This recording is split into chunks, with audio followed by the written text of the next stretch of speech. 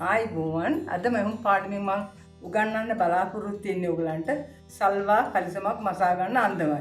ඒ සඳහා අපි මුලින්ම පතරම අදින්න පටන් ගනිමු. ඉස්සෙල්ලාම අපි කරන්න ඕනේ අපිට අවශ්‍ය වෙන සාමාන්‍ය කල්වා කලිසමේ උසයි පහළ අපිට අවශ්‍ය වෙන පහළ වටමින්ම. ඒ කියන්නේ අපේ කකුල් වටමින්ම. අපි ඉස්සෙල්ලා මේ වගේ රේඛාවක් අඳිනවා දිගටම. ඊළඟට අපි නැවත මේ පැත්තට රේඛාවක් අඳිනවා. ඇඳලා අපි ඉස්සෙල්ලාම ලකුණු කරනවා මේ රේඛාවේ උකුල හතරෙන් බෙදලා අපේ හිප් එක හතරෙන් බෙදලා අඟල් 6ක් හරි 8ක් හරි අපි එකතු කර ගන්නවා. ලකුණු කරනවා අපි මේක A B වශයෙන් ලකුණු කර ගන්නවා. දැන් ඊළඟට අපි කරන්නේ මේ B ලක්ෂයේ ඉඳන් රේඛාවක් පල්ලෙහාට මෙහෙම දිගටම ඇඳලා ඒකේ ලකුණු කරන්න ඕනේ අඟල් 14ක්. කියන කරුවෙමින්ම. රෙගුලර් කල්සමකට කරුව අඟල් 14ක් හොඳටම සෑහෙනවා. ඊළඟට අපි මේ රේඛාව පල්ලෙහාට ලකුණු කරලා මේක අපි A B මේක C කියලා නම් කරමු. ඊට C ඉඳලා අඟල් 1යි කාලක් විතර එළියට ලකුණු කරනවා මම. ලකුණු කරලා අපි නැවතත් අපි C ලක්ෂය ඉඳන් අඟල් 1යි කාලක් ලකුණු කරගෙන මේ වගේ කවාකාරව කරු හැඩය අඳිනවා. දැන් කරු හැඩය මෙන්න මේ අන්දමින් තමයි අඳින්නේ. මෙතන තියෙන්නේ අපිට BC අඟල් 14යි කරුවේ මිම්ම. මේ ලකුණු කරන්නේ අපි ඉඳන් පහළට අපේ කලිසමේ උස. සාමාන්‍ය අඟල් 38ක 40ක් විතර සෑහෙනවා. ඒක ලකුණු කරනවා අපි මේ කාවි දිගටම උස ලකුණු කළා පහළ කකුල් වටෙන් හරි අඩක්. කියන්නේ 20ක් ගත්තොත් අපි 10යි ලකුණු කරන්නේ. භාගයක්. ලකුණු කළා අපි මේ ලක්ෂ්‍ය අපි මේ කරු හැඩයට සම්බන්ධ කරනවා. මෙන්න මේ වගේ අපි සම්බන්ධ කරනවා කරු හැඩයට. ඊළඟට අපි මේ කලිසමේ ඉකිලි මුට්ට තමයි මේකට කියන්නේ. මේක අපිට පොඩ්ඩක් ලොකුයි කියලා හිතෙනවා නම් ඒකේ මැද ඉඳලා අපිට පුළුවන් ඇතුල් පැත්තට අඟල් 1මාරක් විතර ලකුණු කරගෙන මේ වගේ මද කවාකාර හැඩයක් ඇඳ ගන්න. ඒක Tamanට අවශ්‍ය නම් තමයි කරන්න ඕනේ. දැන් අපි මේ රේඛාවෙන් නමලා අපි වීල් කරගන්න ඕනේ. නවලා වීල් කරගන්නවා කරුව ඊළඟට ඉන රේඛාව ඊළඟට ඉකිලි මුට්ටුව මේ විදිහට අපි පල්ලෙහාටම වීල් කරගන්නවා අනිත් පැත්තට. දැන් පය වට පළල. දැන් අර ටිකක් අපිට ෂේප් කරගන්න ඕන නම් තමයි ඇතුලේ ලයින් එක යන්නේ. ඊළඟට අදිනවා පය වට පළල. දැන් අපි මේක දිග ඇරලා බලමු. දැන් මේ පැත්තෙන් තමයි අපි පිටුපස්ස පැත්ත සකස් කරගන්නේ බලන්නේ. දැන් අපි ඒක වෙන පාටකින් වීල් මාක් කරලා ඇඳ ගන්නවා පිටුපස්ස සකස් කිරීමට. දැන් කරු හැඩයයි ඉකිලි මුට්ටුවයි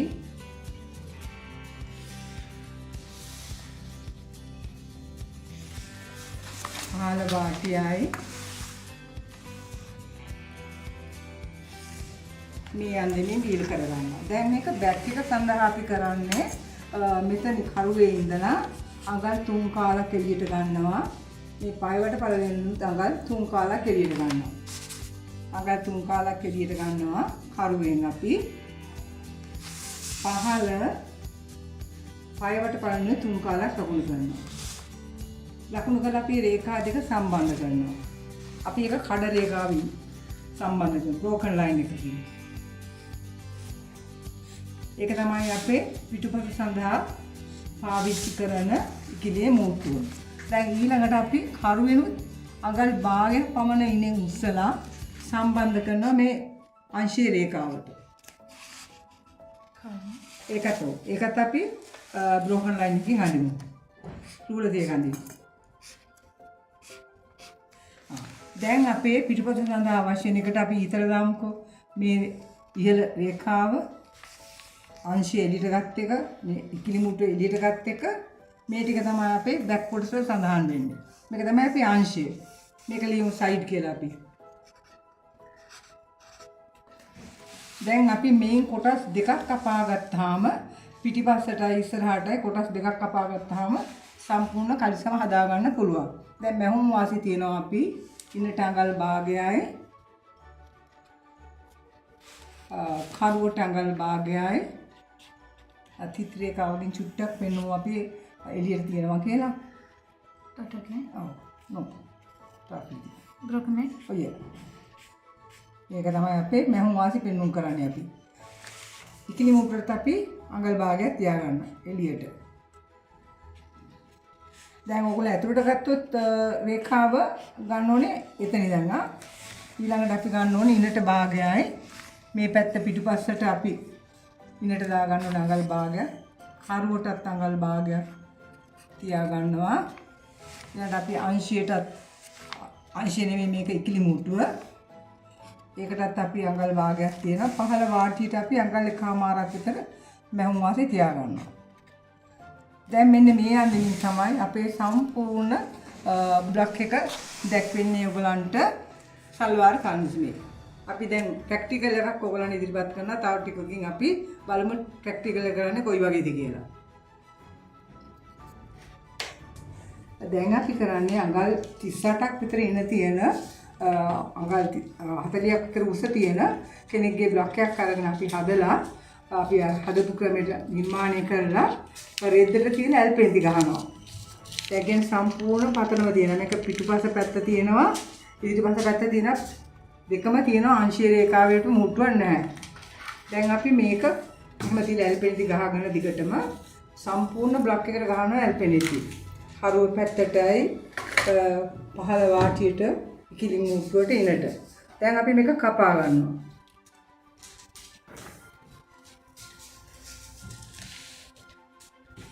දැන් අපි ඉන්න රේඛාව කපා ගන්න දිගටම ගිහිල්ලා ඊට පස්සේ අපි කපනවා කරුව.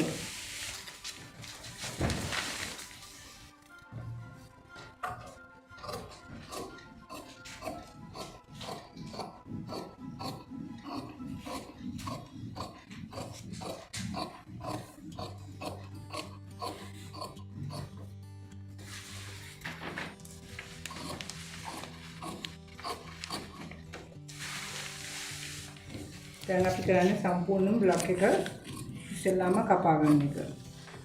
ඇල්පෙන්ති ගැහුවා ඊට පස්සේ අපි දිගටම කපනවා. ඇත්ත වශයෙන්ම මේ බ්ලොක් එක අපිට වීල් කරගන්නත් අවශ්‍ය වෙන්නේ නැහැ. මොකද ලොකු බ්ලොක් එකක් නිසා අපිට අඟල් භාගේ මහගෙන යන ලේසියෙන් පුළුවන්. අමාරු නම් ඔයාලට වීල් කරගත්තට කමක් නැහැ. මේ රෙද්ද නමා ගන්නෙත් අපි මේ පළල තිය පැත්තට අපි ඇත්තම සල්වාරගේ තියෙන බලන්න ඕනේ අපි මේ ලයින්ස් කොහොමද තියෙන්නේ කියලා. දිග අතර ලයින්ස් තියෙන විදිහට තමයි අපි බ්ලොක් එක තියාගන්න ඕනේ. දැන් මේ මිටි එක දිග අතර තියෙන්නේ නිසා අපිට මේ විදිහට තියන්න පුළුවන්.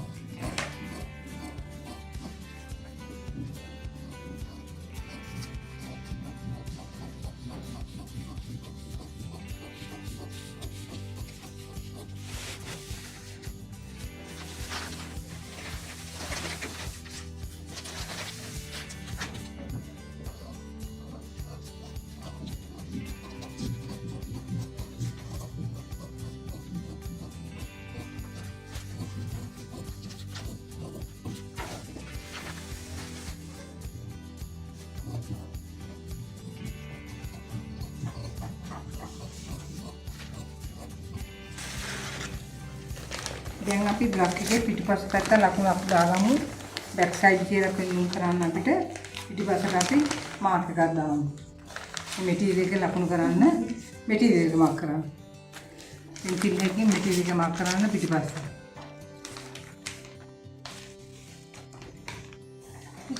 පිටිපස්ස බෑක් සයිඩ්. ඒක නැත්නම් අපිට මාරු වෙනවා. ඉතින් බෑක් සයිඩ් එකයි front side එක එහෙම ලකුණු කරගන්නවා. දැන් මම මේක වීල් කරන්නේ නැහැ. වීල් කරන්න නම් ඔයගලන්ට වීල් කරගන්න පුළුවන් අපි මේ ලයින්ස් වලින්. වීල් කරන්නේ නැතුව අපි ගන්න හදන්නේ කැමති නම් වීල් කරගන්න පුළුවන්. ලේසි වීල් කරගත්තොත් අපි වීල් කරන්නේ නැතුව ගන්නවා. ඔයගලන්ට මේක ලේසි මහන්න කියලා දෙන්න ඕනි ඉන්න. දැන් අපි ඉස්සෙල්ලා කරුව විතරක් වීල් කරමු. ලේසිනේ කරුව ඉස්සලා පැත්තේ ඊට පස්සේ කරුව වීල් කරමු. කරුව වීල් කරන්නේ. ඒ ඉන රේඛාව නම් අවශ්‍ය වෙන්නේ අපිට හිතේ ඉන්නේ ආගල් භාගේ ගෙනියන්න පුළුවන්.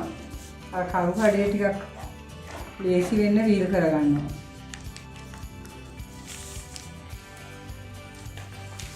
ඉතින් දැන් සයිඩ් front side එකේ කරු වීල් කරනවා.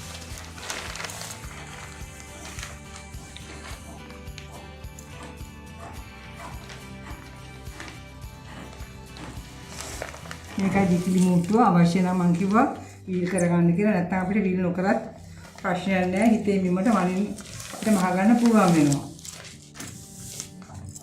පොඩි කවාකාර ගතියක් තියෙන හින්දා වීල් කරගත්තත් කවක් නැහැ අත කුරු නැති රයිට.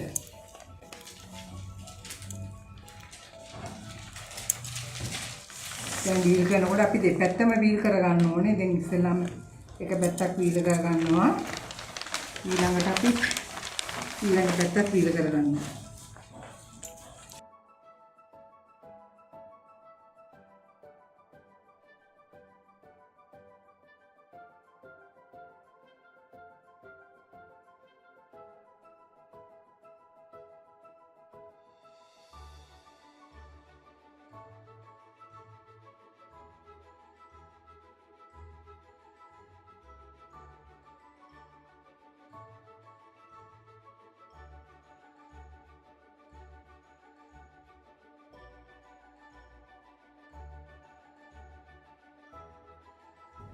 දැන් මේ තියෙන්නේ පිටිපස්සේ කරුව. ඒ කියන්නේ ක්ලච් එක අපේ. දැන් ඒක අපි දිගටම ටැග් කරගෙන තියෙනවා. ඒ වගේ ඉස්සරහා පැත්තෙත් අපි ටැග් කරලා තියෙනවා ඒ ක්ලච් එක.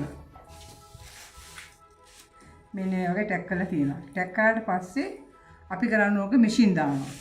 මැෂින් දාලා මේක තමයි අපේ පහළේ ඉකිලි මුට්ටුව කියන්නේ අපි ඉන්සයිඩ් ලෙග් කියලා අපි මේක අපි දිගටම දෙකට එකට අල්ලලා පින්ස් ගහලා නූල් ඇදලා මැෂින් දානවා. දැන් අපි පින්ස් ටිකක් ගහමු.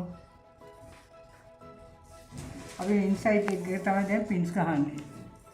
තමන් හරිම ලේසි මහන්න. සයිඩ් එකේ කිසිම මුට්ටුවක් නැහැ. දැන් අපිට තියෙන්නේ ඉන්නට පොඩි පටියක් අල්ලලා ඒකට ඉලාස්ටික් ඇතුල් කරගන්න එකයි. පහළ වාටිය මහ ගන්න එකයි තියෙන්නේ. ඊටාම සරලයි මේ සල්වා කලිසම මහන එක. මේක අපි හඳුන්වන්නේ රෙගියුලර් සල්වා කියලා. එන ඕනම කෙනෙකුට මේක පහසුවෙන් අඳින්න පුළුවන්. දැන් අපි මේ පැත්තට දිගටම ගහලා මේ දිගටම දානවා මැෂින් එකේ. ඉස්සරහම දාන්නේ කරුව. කරු දෙක දානවා. ෆ්‍රන්ට් එකයි බෑක් එකයි. දාලා ඉන්සයිඩ් ලෙග් එක. ඇතුළ මහගෙන යනවා. ඒතර අපිට සම්පූර්ණම කලිසම මහ ඉවරයි. ඊළඟට මේක මැෂින් කරාට පස්සේ අපිට තියෙන්නේ වාටිය නවලා මේ වගේ ඇතුළු පැත්තට ඩබල් ෆෝල්ඩ් කරලා නවලා ටිකක් ලොකුට ලයින්ස් කීපයක් දෙකක් හරි තුනක් හරි ගහගත්තොත් ලස්සනට තියෙනවා. අපිට ඔකට දාන්න පුළුවන් ඉන්ටර්ෆේසින් කැලකුත් ඇතුළට දාන්න පුළුවන්. දැන් ඉන්නට තියෙන්නේ අපි මේකට බෙල්ට් එකක් අල්ලලා පොඩි පටියක් අල්ලලා ඉලාස්ටික් ඇතුල් කරගන්න. දැන් මේ වගේ තමයි අපි සල්වා කලිසම ඉවර කරාම අපිට දැක්වෙන්නේ මෙන්න මේ විදිහට. ඉලාස්ටික් ආවම මෙහෙම ගැද වෙලා හිටින අපිට සම්පූර්ණ කලිසම වැහුවාම මෙහෙම තමයි ඔයාලට දකින්න හම්බ වෙන්නේ.